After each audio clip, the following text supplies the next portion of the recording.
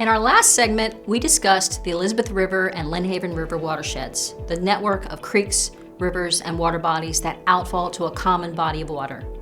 Today we're exploring the Oceanfront and Southern Rivers watersheds and how the city drains.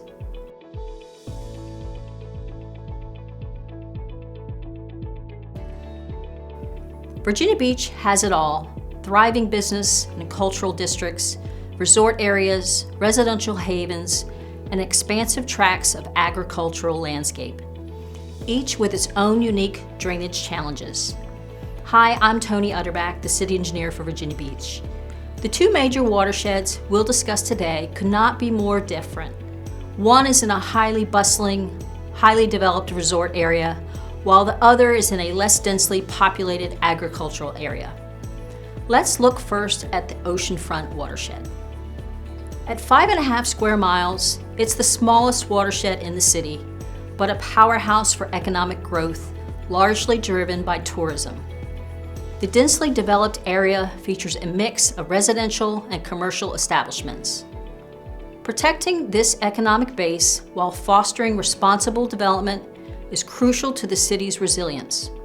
That includes improving the drainage system for approximately 304 acres from Atlantic Avenue to the Convention Center between 23rd Street and 17th Street. In addition, projects like the replacement of the 24th Street culvert will involve replacing an undersized culvert with a larger, multi-barrel culvert to improve water flow in the ditch at Old Virginia Beach Road and Parks Avenue.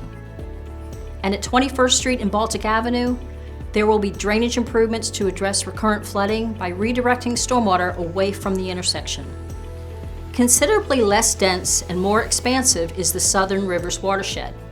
It's over 205 square miles and occupies 67% of the city's limits.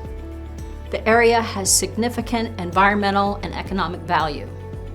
It's home to rural communities and agriculture, not to mention the important rivers and canals for navigation, or the huge stretch of protected land for wildlife, state and national parks.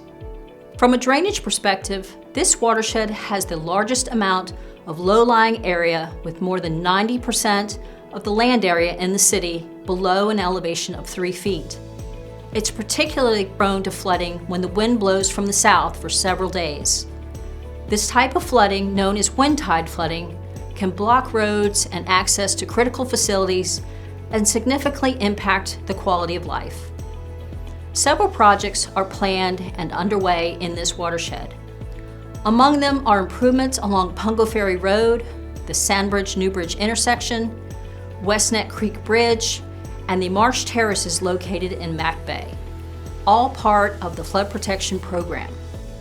Strategies include road elevation and drainage improvements to combat recurrent flooding, construction of in-water miter gates at West Neck Creek Bridge, and the first of its kind application of marsh terraces along the East Coast to reduce wind tidal flooding in Back Bay. So to sum it up, Virginia Beach is home to 4 primary watersheds.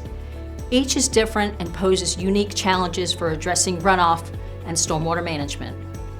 That said, we are making great progress to address and improve how the city drains, and that's how it works.